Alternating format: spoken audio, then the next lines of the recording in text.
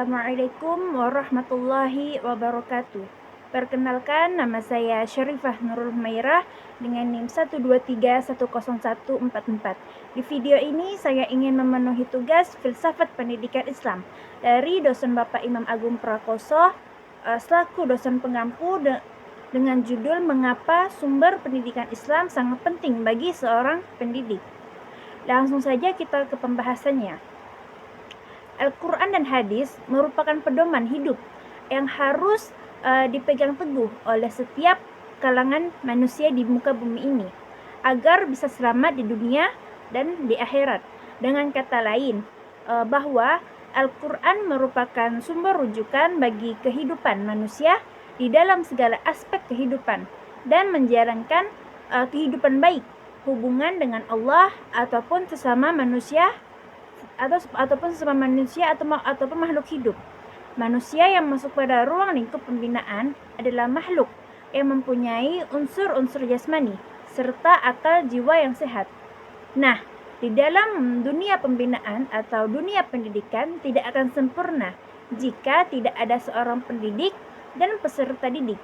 Maka pentingnya peran seorang guru dalam dunia pendidikan karena merekalah yang menjadi sumber tuntunan dari para peserta didiknya.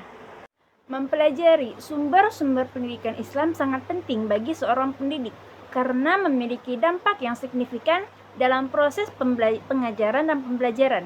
Ada beberapa alasan mengapa penting bagi seorang pendidik untuk mempelajari sumber-sumber pendidikan Islam. Yang pertama itu ada pemahaman yang mendalam. Memahami sumber-sumber pendidikan Islam membantu seorang pendidik untuk memiliki pemahaman yang mendalam tentang ajaran Islam, nilai-nilai, etika, dan prinsip-prinsipnya. Dengan pemahaman yang baik, seorang pendidik dapat menyampaikan materi pelajaran dengan jelas dan akurat kepada siswa. Yang kedua itu bisa membimbing siswa. Seorang pendidik yang memahami sumber-sumber pendidikan Islam dapat menjadi pembimbing yang baik bagi siswa di dalam memahami ajaran agama, moralitas, dan nilai-nilai keislaman. Hal ini membantu dalam membentuk karakter siswa dan membimbing mereka menuju perilaku yang sesuai dengan ajaran Islam. Yang ketiga itu menyampaikan materi dengan konteks. Dengan mempelajari sumber-sumber pendidikan Islam, seorang pendidik dapat menyampaikan materi pelajaran dengan konteks yang tepat, sesuai dengan ajaran Islam atau apa yang disampaikan oleh Islam. Hal ini membantu siswa untuk memahami kaitan antara pelajaran yang diajarkan dengan nilai-nilai Islam, sehingga memperkuat pemahaman mereka tentang agama Islam. Yang ketiga itu memberikan teladan. Seorang pendidik yang memahami sumber-sumber pendidikan Islam dapat menjadi teladan bagi siswa dalam mengamalkan ajaran Islam di kehidupan sehari-hari. Dengan sikap dan perilaku yang mencerminkan nilai-nilai Islam, seorang pendidik dapat memberikan contoh yang baik kepada siswa dalam menjalani kehidupan yang beragama. Yang kelima itu ada membangun hubungan yang baik. Maksudnya, memahami sumber-sumber pendidikan Islam membantu seorang pendidik untuk memahami dan menghargai keberagaman budaya dan agama di lingkungan pendidikan.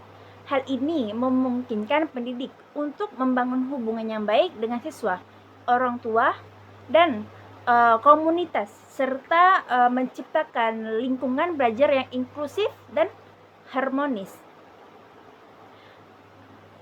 Dengan begitu, dengan mempelajari sumber-sumber pendidikan Islam, seorang pendidik dapat meningkatkan kualitas pengajaran, membentuk karakter siswa, memberikan kontribusi positif dalam pembentukan generasi yang memiliki pemahaman agama yang kokoh dan nilai-nilai moral yang kuat. Di sini saya ingin memberi salah satu contoh ayat yang berbunyi A'udzubillahi minasyaitonirrajim, Bismillahirrahmanirrahim. huwa alladzi ba'atha fil ummiyina rasulan minhum yatlu 'alaihim ayatihi wa yuzakkihim wa yu'allimuhumul kitab wal hikmata wa in kanu min qablu lafi dhalalin mubin. Yang artinya, dialah yang mengutus seorang rasul atau Nabi Muhammad kepada kaum yang buta huruf dari kalangan mereka sendiri, yang membacakan kepada mereka ayat-ayatnya, yang menyucikan jiwa mereka serta mengajarkan kepada mereka kitab atau Al-Quran dan hikmah atau As-Sunnah, meskipun sebelumnya mereka benar-benar dalam kesesatan yang nyata.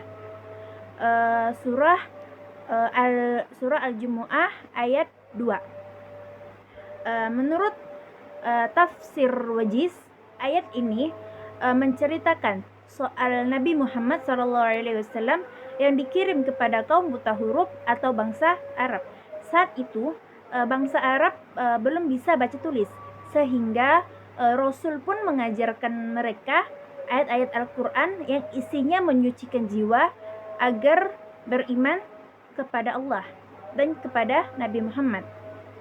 Yang bisa kita ambil dari ayat ini ialah semua materi pendidikan Islam berasal dari Al-Quran dan hadis. Ini juga berkaitan dengan mengapa seorang pendidik harus mempelajari sumber-sumber pendidikan Islam seperti Al-Quran dan hadis, dikarenakan agar bisa memberikan pemahaman yang benar dalam ajaran Islam kepada para murid-muridnya. Dan juga materi sumber-sumber pendidikan Islam memiliki kepentingan yang besar di dalam kehidupan sehari-hari seorang pendidik, karena mempengaruhi cara pendidik tersebut di dalam mengajar, membimbing, dan berinteraksi dengan para siswa, serta dalam menjalani kehidupan pribadi mereka dengan memahami dan menerapkan nilai-nilai serta ajaran Islam dalam kehidupan sehari-hari. Seorang pendidik dapat memberikan dampak positif di dalam pembentukan karakter siswa, memperoleh hubungan antar individu, serta menciptakan lingkungan belajar yang harmonis dan inklusif.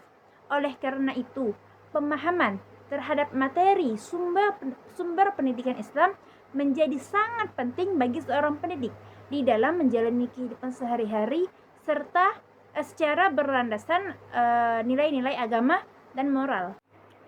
Dapat disimpulkan, mempelajari sumber-sumber pendidikan Islam bagi seorang pendidik sangat penting karena membantu dalam memperoleh pemahaman yang mendalam tentang ajaran Islam, nilai-nilai, etika, dan prinsip-prinsipnya.